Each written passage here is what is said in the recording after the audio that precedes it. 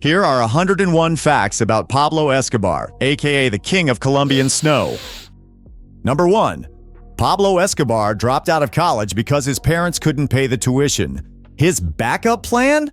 It surely was becoming the world's most famous criminal. Number 2.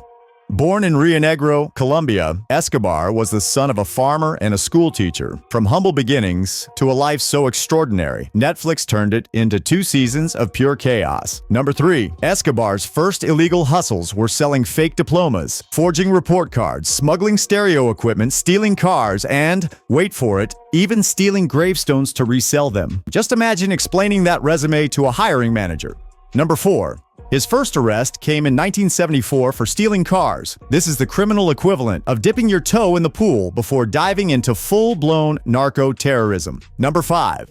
Shortly after his first arrest, Escobar became a drug smuggler. By the mid-1970s, he co-founded what would evolve into the infamous Medellín Cartel. Long story short, he went from petty theft to becoming the actual king of cocaine. Talk about career advancement.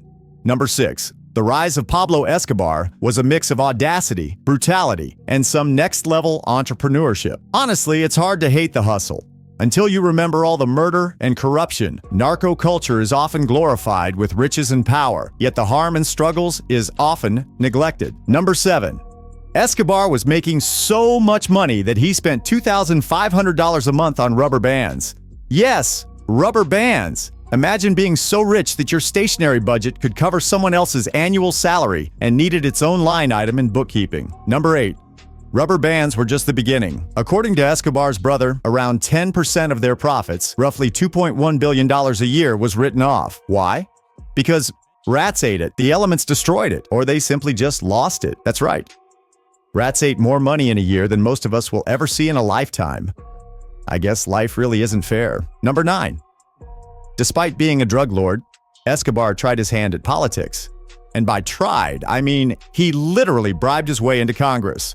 This man didn't play politics, he bought it. Number 10. At the height of his wealth, Escobar's net worth was estimated at $30 billion. To put that in perspective, today it would be worth over $90 billion, adjusted for inflation, and he could have easily wiped out Colombia's entire national debt. But nope, he spent it on mansions, cars, and rubber bands instead. Number 11. Plata o plomo, which translates to silver or lead, was a phrase Pablo Escobar famously used to convey his ruthless approach to business and power. It essentially meant, take the bribe or take the bullet. This chilling ultimatum instilled fear, ensuring compliance from politicians, law enforcement, and rival drug lords alike. Number 12. Pablo Escobar once considered pursuing a career in politics so seriously that he planned to study political science. Imagine the debates if that had happened instead of hearing plata o plomo. Number 13. Throughout his life, Escobar acquired numerous nicknames that reflected his persona and reputation, known as El Patron and the Godfather. Additionally, some referred to him as Robin Hood for his philanthropy efforts in the slums. Number 14. Before his rise as a drug kingpin, Escobar started off small by smuggling cigarettes and weed. These early ventures laid the groundwork for his future operations, showcasing his entrepreneurial spirit and resourcefulness as he gradually transitioned into the lucrative world of cocaine. Number 15. Escobar's early cocaine empire was built on his ability to smuggle drugs into the United States, which became his primary market. His innovative strategies and vast network of contacts helped him evade law enforcement. Number 16. Escobar teamed up with Carlos Leder, another big name in the drug trade. Together they became the Lennon and McCartney of cocaine smuggling. Number 17. At its peak, the Medellín Cartel, led by Escobar, controlled up to 80% of the global cocaine market. Number 18. How much money are we talking about? At its height, the cartel pulled in $70 million every single day. That's like winning the lottery every 24 hours. Number 19. Escobar's cartel supplied an unbelievable 90% of the cocaine market in the United States. Think about that the next time someone says market dominance. Number 20. In 1989, Forbes ranked Escobar as the 7th richest man in the world. He wasn't just rolling in cash, he was drowning in it. Number 21. During a particularly desperate moment while on the run in 1992, Escobar reportedly burned $2 million in cash to keep his daughter warm. This drastic act illustrated not only his wealth but also the lengths to which he would go to protect and care for his family amid the chaos surrounding him. Number 22. Pablo Escobar first met his future wife, Victoria Eugenia Henao, when she was just 12 years old. Despite an 11-year age gap, she fell deeply in love with him instantly. At 14, Victoria became pregnant, and Escobar forced her to get an abortion. At 15, they were married. Fun fact: in Colombia, the age of consent is 14, so I'll know where EDP is going for his next vacation. I don't give a fuck. Number 23. Despite being married, Pablo Escobar was infamous for his infidelities, with countless affairs throughout his life. His most well-documented relationship was with Virginia Vallejo, a journalist who later wrote a book titled Loving Pablo, Hating Escobar. In it, Vallejo recounts their intense, turbulent affair and reveals chilling details about his empire. Number 24. The love Escobar's wife, Victoria Eugenia Henao, had for him was bittersweet. While deeply in love, she endured relentless humiliations, insults, loneliness, and constant danger. Her life with Pablo was riddled with raids, death threats, terrorist attacks, and kidnapping attempts targeting her children. She even faced periods of confinement and exile. Despite this, she couldn't leave him, bound by love, fear for her own life, and uncertainty about her children's fate without him. Number 25. Pablo Escobar was so averse to losing that he would cheat at even the smallest things, like playing Monopoly with his kids. His son, Juan Pablo, once revealed that Escobar would rig games in his favor. He or his associates would stash extra Monopoly money under rugs or couches before games. Escobar would then find the cash during play, ensuring he never truly lost. Number 26. Among Escobar's many extravagant properties, his estate Hacienda Nápoles stood out as a symbol of excess. Spanning over 3,000 acres in Triunfo, it was a luxurious retreat, complete with pools, a private airstrip, and accommodations. The estate reflected his immense wealth. Number 27. Hacienda Nápoles was not just a mansion, but a private zoo as well. Escobar filled it with exotic animals, including imported hippos, giraffes, elephants, and a variety of birds. The zoo showcased his ability to flaunt his wealth and power by bringing the wilds of Africa to Colombia. Number 28. After Escobar's death, Hacienda Nápoles fell into disrepair. While part of the estate rotted away, sections of the property were converted into a theme park. Today, it serves as a bizarre reminder of Escobar's reign, blending history with amusement attractions. Number 29. The hippos Escobar imported to Hacienda Nápoles outlived him and became an ecological problem. Starting with just 4, their population exploded, reaching 170 by 2023. Experts estimate that by 2030, Colombia could have over 700 hippos, making it the second largest hippo population outside Africa, a legacy of unintended consequences. Number 30. In the early 1980s, Pablo Escobar sought legitimacy through politics. He entered the Colombian political scene with aspirations of becoming a lawmaker. His involvement in politics was an attempt to combine his wealth and influence, but it ultimately drew more scrutiny to his criminal activities. Number 31. In 1982, Pablo Escobar briefly served as an alternate congressman in Colombia's Congress. His political involvement was a calculated move to gain legitimacy and influence, leveraging his immense wealth and the loyalty of the poor. Number 32. Escobar's political career was short-lived. It came crashing down when Justice Minister Rodrigo Lara Bonilla exposed his extensive criminal background, marking the beginning of his public fall from grace and intensifying his conflict with the Colombian government. Number 33. Escobar sought legitimacy and public favor through acts of philanthropy. He funded the construction of schools, hospitals, and housing projects for Medellin's poorest neighborhoods. These efforts were part of his strategy to position himself as a benefactor of the underprivileged. Number 34. Many poor Colombians saw Escobar as a Robin Hood figure, a man who redistributed wealth. His donations often dwarfed modern philanthropists like Mr. Beast, earning him a place in their hearts despite his violent criminal empire. Number 35. Escobar's charity extended to funding soccer fields, sponsoring soccer teams, housing developments, and community programs. He used these projects to cultivate loyalty and adoration among Medellin's residents, particularly in the city's impoverished slums. Number 36. The loyalty of Medellin's slums became one of Escobar's greatest assets. His charitable works helped him maintain a stronghold of support, providing him with protection and an army of informants who warned him of police or rival movements. Number 37. Pablo Escobar was responsible for an estimated 4,000 deaths during his reign, including hundreds of police officers, judges, journalists, and political rivals. His sicarios, a network of trained hitmen, operated with brutal efficiency, carrying out assassinations, bombings, and other acts of terror on his orders. Number 38. Escobar offered $1,000 for every police officer killed, turning Medellin into one of the most dangerous places in the world for law enforcement. This bounty system incentivized violence and spread fear throughout the city. Number 39.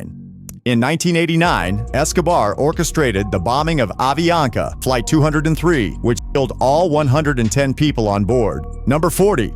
The bombing of Avianca Flight 203 was part of Escobar's relentless campaign against the Colombian government. He targeted Cesar Gaviria, believing his presidency would be a threat to the Medellín Cartel. The bombing became one of the most infamous acts of terror in Escobar's war against the state and tarnished his image even further. Number 41. In 1991, Pablo Escobar made a dramatic decision to surrender to Colombian authorities in a bid to avoid extradition to the United States. His surrender was strategic, aimed at negotiating better conditions and maintaining his influence in Colombia, while appearing compliant with the law. Number 42. Upon surrendering, Escobar constructed his own luxurious prison, known as La Catedral. This facility was more of a lavish retreat than a jail, allowing him to maintain a degree of comfort and control over his surroundings while serving his sentence. Number 43. La Catedral was equipped with amenities that would astonish the average inmate, including a soccer field, jacuzzi, and even a nightclub. This opulent lifestyle within prison walls showcased Escobar's immense wealth and his disdain for the justice system. Number 44. In 1992, Escobar escaped from La Catedral after Colombian authorities attempted to transfer him to a more secure prison. This escape was orchestrated with the help of his loyal followers, marking a significant moment in his cat-and-mouse game with the law. Number 45. His escape triggered a nationwide manhunt, with the Colombian government mobilizing its resources to recapture him. Escobar's evasion was a testament to his cunning and the extensive network of support he had cultivated throughout his criminal career. Number 46. Escobar had 2 children with his wife, Victoria Eugenia Henao, Juan Pablo, who now goes by Sebastian Marroquin, and his daughter Manuela. Despite his criminal lifestyle, he was deeply involved in his children's lives, striving to shield them from his dangerous world. Number 47.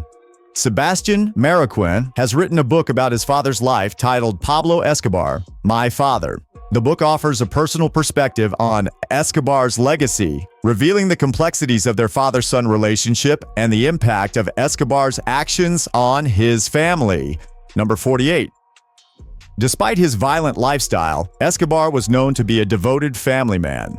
He cherished moments with his children and often tried to provide them with a sense of normalcy, showcasing a contrasting side to the ruthless persona he displayed to the outside world. Number 49. In a shocking move, Escobar once offered to pay off Colombia's national debt of $10 billion to avoid extradition to the United States. This audacious proposal reflected both his immense wealth and his desperation to retain power and influence in his homeland. Number 50. An American named George Jung played a significant role in the expansion of Pablo's smuggling operations to the U.S. by airplane. During the 1970s and 1980s, Jung used small private planes to fly directly from Colombia to the U.S. and enhanced and expanded the Medellín Cartel's operations routes. Number 51. Escobar owned fleets of private planes, including a luxurious Learjet, which he used for transporting drugs and fleeing from authorities. His fleet allowed him to maintain a level of mobility that was essential for his operations, further cementing his status as a powerful drug lord. Number 52. He smuggled cocaine into the U.S. by hiding it in airplane tires. Number 53. Escobar reportedly used remote-controlled submarines for drug transport. That's not just smart. It's like something out of a James Bond movie. Picture it. A mini submarine sneaking around the ocean with a cargo hold full of cocaine. Who needs a yacht when you've got a submarine? Number 54. Escobar was known for bribing politicians, police, and judges. In his world, a handshake came with a briefcase full of cash. Forget democracy. It was more like plata o plomo. Take the money or take a bullet. Guess which option most chose? Number 55. In 1989, Colombian authorities declared war on the Medellín Cartel. This wasn't your average feud, it was a full-on battle royale. The stakes were high and everyone knew it. Number 56. Los Pepes, a vigilante group made up of Escobar's enemies, targeted his associates. Talk about an enemy of my enemy situation. They were out for blood, and Escobar quickly realized that his past was catching up with him faster than he could run. Number 57. The US DEA and CIA supported Colombia in their hunt for Escobar. This wasn't just a game of cat and mouse. It was an all-out international effort to bring him down. When the feds come knocking, it's time to start sweating bullets. Number 58. The Search Block, an elite Colombian task force, was created to capture him. This wasn't your typical police unit. These were the special forces of drug busting. They had one mission: find Escobar, and they were going to use everything in their arsenal to do it. Number 59. Escobar's luxurious lifestyle became harder to maintain as authorities closed in. It's tough to throw lavish parties when you're constantly looking over your shoulder. Picture a kingpin with a private jet suddenly getting nervous about the guest list. Number 60. Escobar was killed on December 2, 1993 in Medellín. His life ended in a dramatic rooftop chase, like a scene straight out of an action movie. In the end, he didn't get the happy ending he thought he'd written for himself. Number 61. Allegedly, he was shot by Rodolfo Bejarano. According to a book published by his brother Don Berna, the door of the house he was staying in was taken down by us. Pablo was so concentrated on his phone call he didn't hear the noise. The only man accompanying him, Limon, shouted, "Patron, they got us!" and left running to the back of the house. Pablo did the same thing, though his movements were limited by his overweightness. Already on the second floor, he reached to the window that gave access to the rooftop of a neighbor's house. Pablo was running through the roof when my brother got to the window and shot him with an M16. Number 62. The final shootout was the result of intelligence gathered from a phone call he made to his son. Just goes to show that even drug lords can't escape the classic, "don't talk to your kids while on the run" advice. Family calls can be risky business. Number 63. There is another theory about Escobar's death. Some believe Escobar unalived himself to avoid capture. It's a controversial theory. Did he really take the coward's way out, or was it a strategic move? Number 64. His death marked the end of the Medellín Cartel's dominance.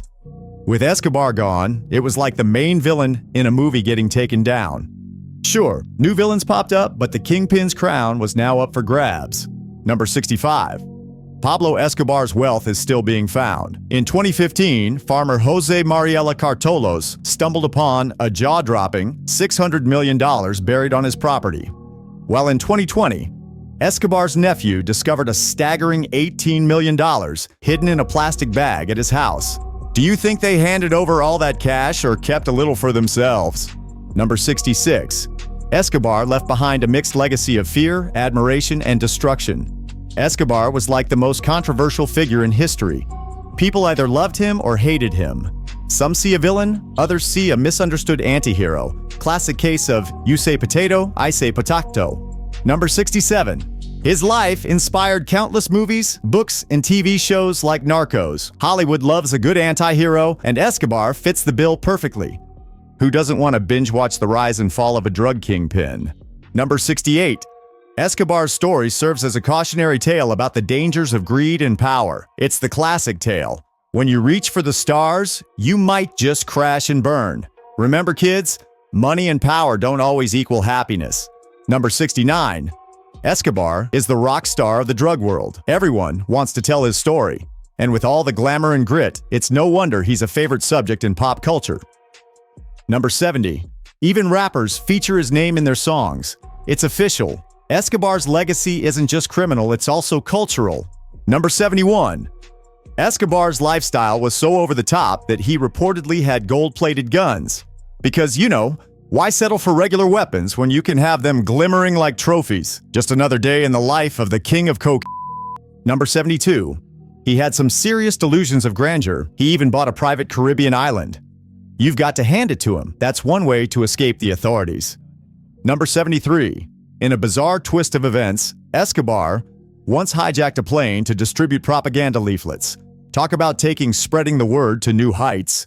Who knew you could mix aviation with marketing in such a dramatic fashion? Number 74. Escobar's first brush with the law was for something that seems almost comically mundane. Stealing cars. It's like the universe was trying to tell him, hey, maybe this crime thing isn't your calling. But clearly, he had other plans. Number 75. Despite his criminal empire, Escobar briefly attended a Medellín university to study economics. Imagine him sitting in class, dreaming of running a drug empire while learning about supply and demand.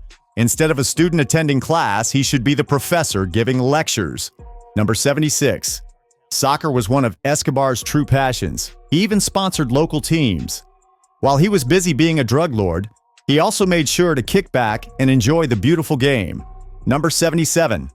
Pablo Escobar even included a soccer field in his self-built prison. Number 78. Escobar smuggled 15 tons of his product into the U.S. every day. Number 79. At one point, Escobar famously hid from authorities in the mountains for months. Number 80. Surprisingly, some Colombians still view Escobar as a hero. Yes, really. In a land rife with inequality, his philanthropic gestures, like building schools and hospitals, have earned him a complex legacy. Number 81. A famous Pablo Escobar quote is, "Everyone has a price. The important thing is to find out what it is." Number 82. Pablo Escobar had an impressive car collection that included a Porsche 911 IROC RSR, 1974, a Porsche 911 Targa, 1973, a Porsche 356A, the Mercedes-Benz S600 Pullman, a Mercedes-Benz 300 SL Gullwing, Mercedes-Benz 300 SL Roadster, a Cadillac V8 Town Sedan 1928, a DeSoto S8, a Rolls-Royce Phantom, a Renault 4, a Simca 1000, and multiple Toyota Land Cruisers. Number 83. The impact of Escobar's reign was so profound that his name is still spoken with a mix of fear and respect in Colombia. It's like he left behind a shadow that still looms over the country, reminding everyone of the fine line between power and chaos. Number 84. Escobar's son, Juan Pablo Escobar, changed his name to Sebastian Mariquin. Number 85.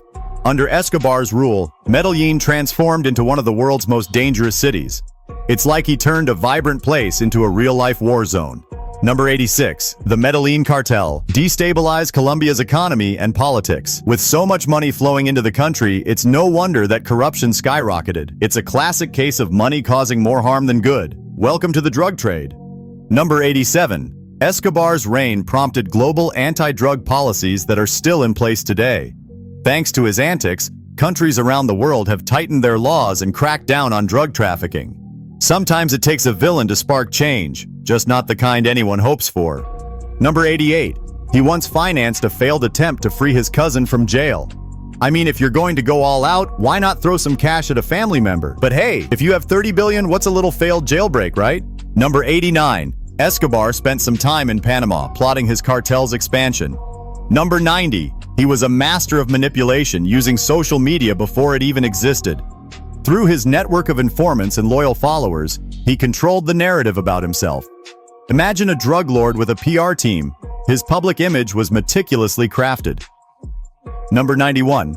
Escobar was known to be an avid reader who enjoyed classic literature. Yes, the king of cocaine had a soft spot for books. Who knew that behind all the chaos, there was a bookworm trying to make sense of the world? Number 92. After his death, the Colombian government used some of Escobar's seized assets to fund public services and anti-drug initiatives. It's the ultimate irony, using the drug kingpin's wealth to fight the very problem he created. Who knew karma could come back around like that? Number 93. Escobar is often considered one of the most infamous criminals in history. He wasn't just a drug lord, he was a legend, with a legacy that reads like a wild novel. Unfortunately, it's a story steeped in violence and corruption. Number 94. His impact on Colombia is still felt today. The scars of his reign linger in the nation's history, reminding everyone that the pursuit of power can lead to chaos. Number 95. Many documentaries attempt to uncover the real Pablo Escobar, showcasing the man behind the myth. But in every instance, Pablo Escobar's ruthlessness is downplayed. Number 96. Escobar's children live under aliases to avoid stigma. It's a hard-knock life when your last name is synonymous with crime. Talk about a tough family legacy to shake off. Number 97. Pablo Escobar loved guacamole. Number 98. Escobar's name is used in various music tracks, a testament to his enduring cultural impact. From rap lyrics to pop songs, the legacy of the King of Cocaine is a popular muse, proving crime pays, at least in the realm of art. Number 99. He helped shape the global cocaine trade in the 20th century, turning Colombia into a powerhouse of production. His influence on the drug world was so profound that it changed the dynamics of the global narcotics market. Number 100. Escobar's grave remains a tourist attraction in Medellín, with visitors flocking to see the final resting place of the notorious drug lord. Number 101. Escobar's son is an outspoken critic of the violent deeds of his father. That's 101 facts about Pablo Escobar. Make sure to hit that subscribe button so you can vote for what criminal comes next in the 101 facts. Click the video on your screen right now to find out who the richest criminals of all time are, adjusted for inflation. See you there.